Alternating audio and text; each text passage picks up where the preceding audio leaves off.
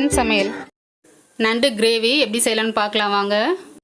நண்டு உடைக்கிறதுக்கு முன்னாடி 3 முறை நல்லா தண்ணியில் வாஷ் பண்ணிவிடுங்க. அதில் இருக்க மண்ணெல்லாம் போயிடும். அதுக்கப்புறம் நம்ம நண்டு க்ளீன் பண்ணிடலாம். நண்டை க்ளீன் பண்ணி வச்சுட்டேன். இப்போ செய்ய ஸ்டார்ட் பண்ணிடலாம்.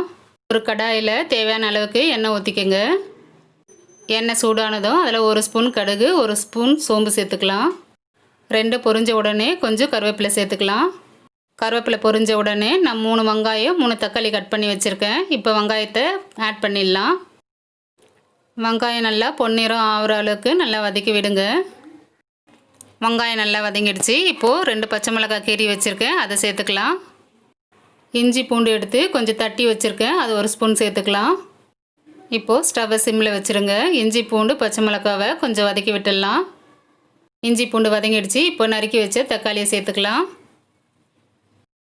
தக்காளி நல்லா மசிகிற அளவுக்கு நல்லா வதக்கி விட்டுடலாம். இப்போ க்ளீன் பண்ணி வச்சுருக்க நண்டை இப்போ ஆட் பண்ணிடலாம். நண்டை சேர்த்துட்டு அதில் 1 ஸ்பூன் மஞ்சத்தூள் சேர்த்துக்கலாம். மஞ்சத்தூள் சேர்த்து நல்லா கலந்து விட்டுட்டு ஒரு மூடி போட்டு மூடி வச்சிடலாம். நண்டுலேருந்து தண்ணி வரும், அது கொஞ்சம் சுண்டட்டும். இதுக்கு தேவையான மசாலா பொருள் எடுத்து வச்சுருக்கேன். 2 ஸ்பூன் மிளகு, கொஞ்சம் தேங்காய், இஞ்சி பூண்டு, 2 ஸ்பூன் சோம்பு எடுத்திருக்கேன், கொஞ்சம் புளி எடுத்திருக்கேன், 2 லவங்கம், 2 பட்டை எடுத்திருக்கேன். புளியை நல்லா ப்ரெஸ் பண்ணிவிட்டு ஒரு கோலி உருண்டை சைஸ்க்கு புளி எடுத்துக்கோங்க. இது எல்லாத்தையும் இப்போ மிக்சியில் போட்டு நல்லா மைய அரைச்சிடலாம். நண்டில் நல்லா தண்ணி வற்றிடுச்சு. இப்போ அரைச்சி வச்சுருக்க மசாலாவை சேர்த்து நல்லா கலந்து விட்டுடலாம். ஸ்டவ்வை சிம்மில் வச்சுட்டு மசாலாவுடைய பச்சை வாசனை போகிற அளவுக்கு நல்லா வதக்கி விட்டுடலாம். மசாலா நல்லா வதங்கிடுச்சு. இதுக்கு தேவையான மிளகாய் பொடி சேர்த்துக்கலாம். நான் 4 ஸ்பூன் அளவுக்கு குழம்பு மிளகாத்தூள் சேர்த்துக்கிறேன். சேர்த்துட்டு நல்லா எண்ணெயில் வதக்கி விட்டுடலாம். தனி மிளகாத்தூள்னால் 2 ஸ்பூன் மிளகாத்தூள், 4 ஸ்பூன் தனியாத்தூள் சேர்த்துக்கோங்க. குழம்புக்கு தேவையான அளவு தண்ணி சேர்த்துக்கலாம். தேவையான அளவுக்கு உப்பு சேர்த்துக்கலாம். எல்லாத்தையும் நல்லா கலந்து விட்டுட்டு உப்பு காரெல்லாம் கரெக்டாக இருக்கான்னு செக் பண்ணிவிடுங்க. இப்போ கொதிக்க விட்டுடலாம்.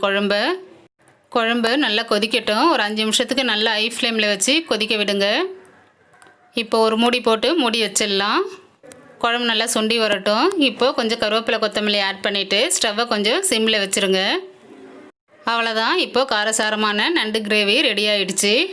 இந்த வீடியோ உங்களுக்கு பிடிச்சிருந்தா கமெண்ட் பண்ணுங்கள், ஃப்ரெண்ட்ஸுங்களுக்கு ஷேர் பண்ணுங்கள். மறக்காமல் ஷென் சமையலுக்கு சப்ஸ்கிரைப் பண்ணிவிடுங்க. பெல் பட்டனை கிளிக் பண்ணிவிடுங்க. நல்லதே நடக்கட்டும். நன்றி.